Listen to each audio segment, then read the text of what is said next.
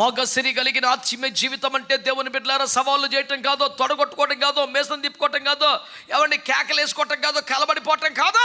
మోకాళ్ళ మీద పడితే దేవుని దర్శనం కలిగేదాకా ప్రార్థన చేయటం, ప్రభు స్వరం వినేదాకా ప్రార్థన చేయటం, ప్రభు జవాబిచ్చేదాకా ప్రార్థన చేయటం, దేవుని మనస్సును, దేవుని కృపను, దేవుని వరమును, దేవుని అభిష్టమును గెలుచుకునేదాకా కన్నీరు గార్చి ప్రార్థన చేయటమే ఆత్మ సంబంధమైన మగసిరితనం అని వాక్యం చెబుతుంది.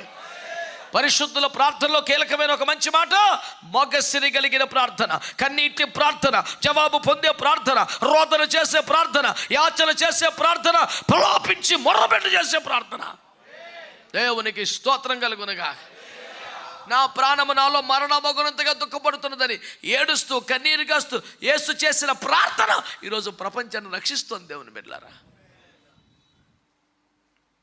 గెత్సెమనెలో యేసు కార్చిన కన్నీటి ప్రార్థన ఫలితం కాదా నువ్వు నేను?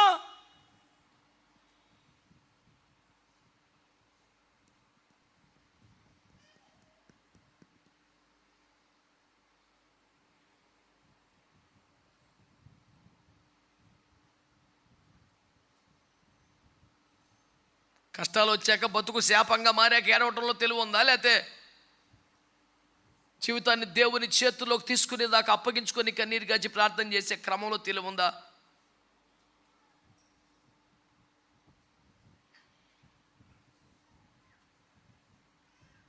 యాకోబు ప్రార్థన మగసిరి కలిగిన ప్రార్థన దేవుడే సర్టిఫికెట్ ఇచ్చాడు, దేవుడు మెచ్చుకున్నాడు. ఏంట్రా మగసిరి కలిగిన ప్రార్థన అంటే అతడు దూతతో పోరాడి చేయమన్నాడు, కన్నీరు విడుచు ఆయన్ని బ్రతిమాలుకున్నాడు. ప్రార్థన అంటే లిస్ట్ అప్ చెప్పేస్తాం కాదు, ప్రార్థన అంటే ముక్కును పట్టుకొచ్చి అప్పగించేయటం కాదు, ప్రార్థన అంటే డిమాండ్లు చేయటం కాదు. కొంతమందికి ఆది నుంచి అర్థం వరకు గాకా గాకా ఇది ఒకటే వచ్చాడికి. నువ్వు దర్శించదు గాక, నువ్వు దీవించదు గాక, నువ్వు ఆశ్రయించదు గాక, నువ్వు ఇప్పుడే ఇచ్చదు గాక. ఏట్రా యాచన చేయడం అంటే అదేనా? బతిమాలుకుంటే అదేనా? అయితే కలెక్టరేట్ ముందు టెంట్ వేసి ధర్నా చేసి ప్రభుత్వానికి అల్టిమేట్ ఇస్తున్నాం, 3 రోజుల దిగి రాకపోతే తీవ్ర రూపం దాల్చుద్ది. ఓరు బాబు, బయలుదేరావు విప్లవకారుడివి.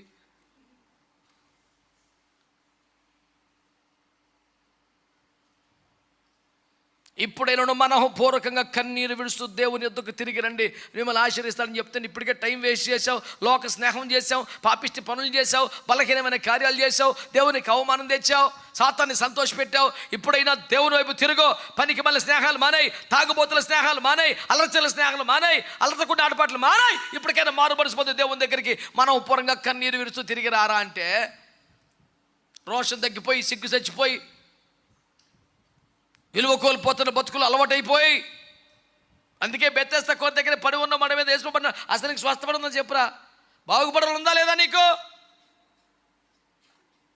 అందుకే కదండి వచ్చాం 18 from 38 చెప్ప అలవాటైపోయిన బతుకుని ఇది దరిద్రపు జీవితానికి అలవాటైపోయింది. నీ బాగుపడాలందా చెప్పు నాకు.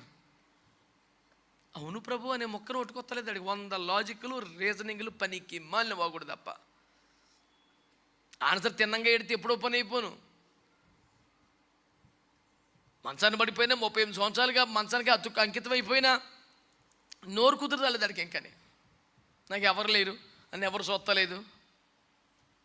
ఎవడు చూడాలి, నిందుకు చూడాలి నిన్ను. జన్మకు అదొక డిమాండ్ ఒక్కొక్కడికి. మాకు ఎవరో సాయం చేయరండి, ఎవరికి పట్టింది. చేస్తే సోత్రం, చేయకపోతే సోత్రం, అంతే. ఒక పాస్టర్ గారే మొన్న నాకు చెప్పాడు, అన్న అసలు ఎంత యథార్థంగా నమ్మకంగా చేసిన సంఘస్థులు అసలు సహకరించట్లేదన్న. ఎవరు కూడా కలిపి ఆదివారం కూడా చర్చి నేను ఎంత రుచుకుంటానన్న, ఎవరు రారన్న. అయ్యో నాన్న చాలా ఘోరంగా నేను కొన్ని ప్రశ్నలు అడుగుతాను. అడుగానే చర్చి తొడడం అవమానమా అన్న. ఆశీర్వాదం. మరి ఎందుకు ఎడుతున్నావురా? ఎందుకు ఎడుతున్నావు అన్నానా? నేను వాళ్ళకి సపోర్ట్గా, అసలు వాళ్ళు ఎవరు నాకు తెలియదు, వాళ్ళని సపోర్ట్ చేస్తాను. సన్నాసి మాటలు మాట్లాడతావు. వీడి ఫీలింగ్ ఏంటంటే సంఘస్థలు తెలియకుండా నా దగ్గరికి వచ్చినట్టు, సంఘస్థలు వీడికి తెలియకుండా నా దగ్గరికి వచ్చేసారని ఫీలింగ్. నేను అటు ఎందుకు చేస్తా?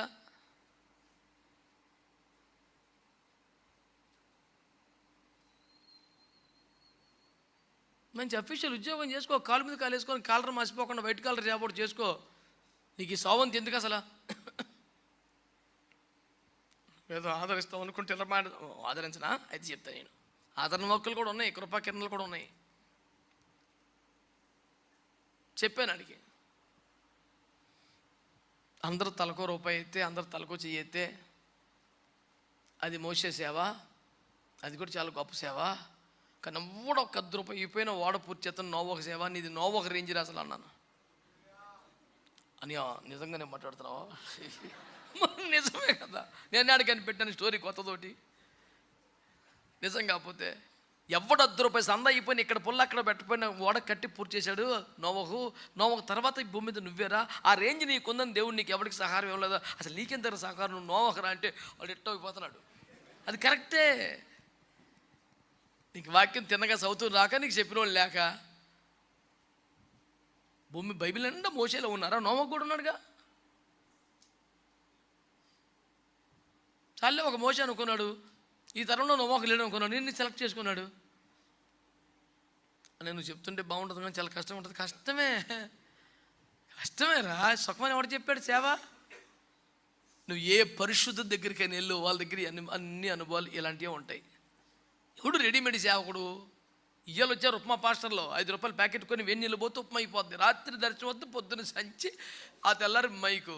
ప్రభు బిడ్డలారా మనం చూసినట్లయితే అంటే ఏం చూడడం. చిరాకు వచ్చేసింది మన ఒక సభలో, నేను కలబడిపోయానండి. ఏమీ చెప్పడం మాట్లాడితే పిల్లరా మనం చూసినట్లయితే అటు నువ్వు ఏడు చూసావు చెప్పురా ఫస్ట్. గడుకోసారి చూసినట్లయితే ఏటే నువ్వేంటి, ఏ ప్రత్యక్షత మాకు చూపించావు, ఏ దర్శనం వివరించావు? మాట్లాడితే పిల్లరా మనం చూసినట్లయితే ఏటి? నీ బ్లాంక్ ఫేస్ చూసి అలిసిపోతున్నాం మేము. ప్రత్యక్షత పొందలేదు, దేవుడి దగ్గర మాట పొందుకోలేదు, వర్తమానం పొందుకోలేదు, ప్రార్థన చేసుకోలేదు, వచ్చి మన మీద పడిపోతున్నాడని అర్థమైపోయి భరింతున్నాం. సన్నిధిలోంచి బయటకు వస్తే ఓడకి అంతకన్నా బరువు ఎవడు ఉంటాడు? యోనా గారి కన్నా సుమారు 10 టన్నుల సరుకు బారేసిన ఓడ తెల్లదండి. బాబుని ఎత్తి పారెత్తే ఓడ చక్కగా తెలియదంట. ఎంత బరువురా మనిషి. రాయి బరువు, ఇసుక బరువు, మూర్ఖుడు అంతకన్నా బేబత్సం అన్నాడు సామెతల్లో. ఇంత పదం అయ్యగారికి వాడకూడదు కానీ మర్యాదగా ప్రవక్త కాబట్టి ఏమందామంటే, దేవుని సన్నిధిలోంచి బయటికి పారిపోతే నువ్వే భారం పేనానికి.